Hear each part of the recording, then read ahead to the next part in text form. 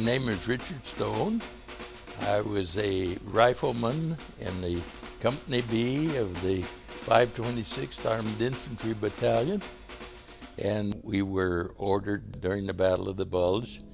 On the 17th of December, we went to Malmedy, Belgium, where the massacre was, and we ran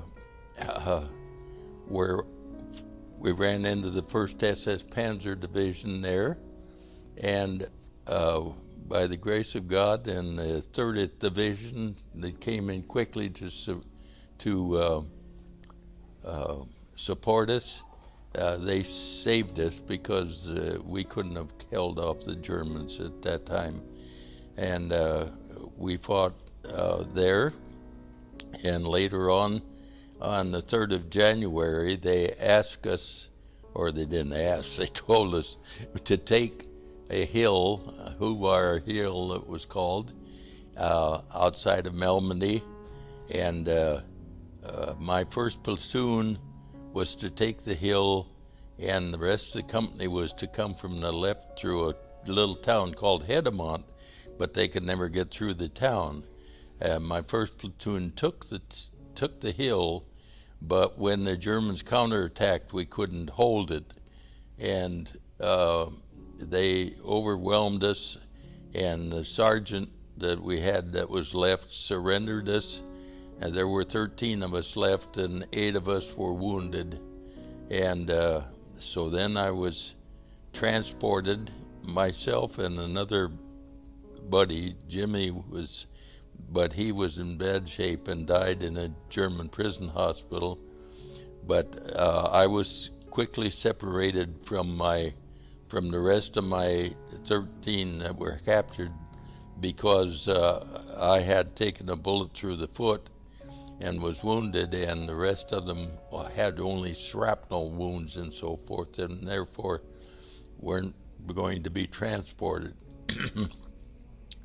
And then I was interrogated, of course, and all the rest, and the usual performances, and shipped off. I think I was in every conveyance the Germans had: trucks, American trucks, German ambulances, train, and hay wagon. Anyway, I was never beaten and I was never abused in any way, but starvation was our problem, of course. For the 8 days I was on the train, we got 1 slice of bread and 2 ounces of cheese or meat, and that was the daily ration. And so starvation was my problem, not abuse. After 15 days, I arrived at a hospital, and I went in, and they gave me a bed, and the man came up and he said, "Don't eat tonight, son, you're going to surgery in the morning." And I said, "You're not German." And he said, "No, I'm English." And this hospital had been set up in 1940 for British down flyers. And so it was manned by British doctors and British medics, and we only had the guards and the German chief doctor there at the hospital.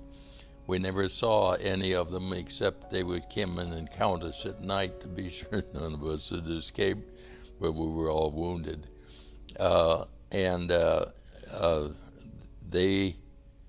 Where the Germans had always said "Futze kaputt," meaning they would amputate it, the British doctors were able to save my foot, so I can walk now, which is just wonderful.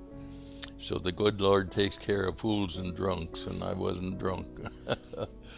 and we were later liberated in April 11th by the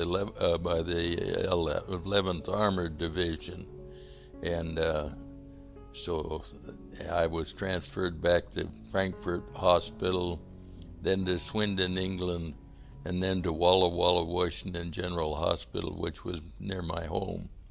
So that's my story.